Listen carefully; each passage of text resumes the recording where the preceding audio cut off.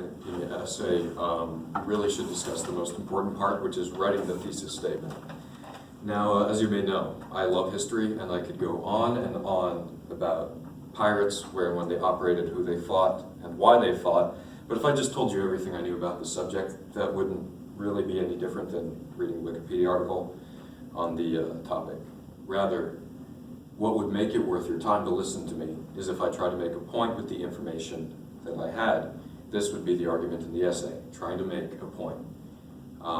So let's go through an example. Let's say I have a friend named Tracy who is always late for school. A thesis would not be me saying, Tracy is always late for school and loves video games. That's simply stating the facts. Rather, ideally, once you have created your argument in the essay, in this case, we can bring 2 points of evidence together and write something like, Tracy is always late for school because they play games every morning. So the argument always comes last in a thesis, but like all claims in the essay, you must support it with evidence. So let's say I managed to track Tracy's logins on the PlayStation Network somehow. Okay, that would be great evidence, but you would treat it differently in a thesis statement, right? You don't want to put everything on the table all at once, and most importantly, a thesis statement is supposed to very clearly orient the reader towards where you're going. So I wouldn't discuss 5 separate instances in specific detail. Rather, I'd bring before the most important parts of the information and expand upon it later. So evidence in a thesis statement would not be discussing the exact circumstances of Tracy playing video games and being late. A thesis statement would note that Tracy often plays games in the morning. So now our thesis statement with our argument and our evidence sounds like, by analyzing the content of Tracy's logins to the PlayStation Network, we see that Tracy is late to school because they play video games every morning. However, before giving the evidence or making an argument, we need to provide the reader with an idea of the specific idea being addressed and why you're addressing it. These are called the observations. So our thesis would now be, Tracy is often late for school, for which there must be a reason. Now for the evidence and argument. By analyzing the content of Tracy's logins to the PlayStation Network, we see that Tracy is late to school because they play video games every morning. Finally, before direct observations relating to the argument, you want to give the reader and orient them towards the broader situation. Right, it's kind of like an inverted pyramid. You start broad and go specific.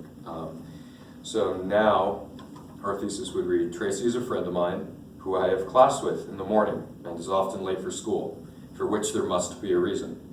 By analyzing the frequency of Tracy's logins to the PlayStation Network, we see that Tracy is late to school because they play video games every morning.